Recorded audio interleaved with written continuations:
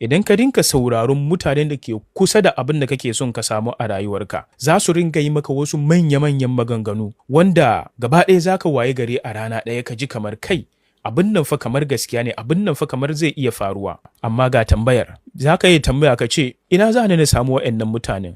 Waɗannan millionaires ɗin suna nesa da ni, waɗannan mutanen ga su nan ba su kusa da ni ma, ban san su ba, ban san kowa ba. Don uwa, duniyan mun wuci dole sai mun haɗu da mutum one on one. Kana tare da waya a hannunka don uwa. Wannan wayar ta kawo ka kusa ga mutanen da ke kusa da abin da kake son ka samu a rayuwarka. Kullum idan ka hau kan internet, ka hau kan YouTube, ka hau kan social media, je ka yi following account kaman guda 3 na mutanen da ke kusa da abin da kake son ka zamto a rayuwa.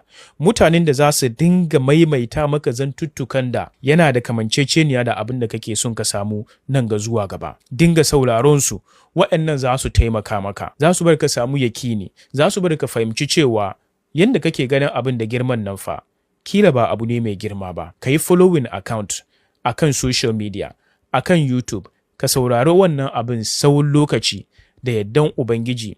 Za ka fahimci wani abu kuma zai taimaka maka, za ka gina wannan imani a cikin zuciyarka. Amma tabbas ka samu wannan imanin idan ka same shi don uwa, abubuwa da yawa za su yi maka sauki, abubuwa su yi maka wahala, amma za ka gan cewa lokaci ne don kankani. Ina da imanin cewa na samu abu kaza, bari na ci gaba da fama.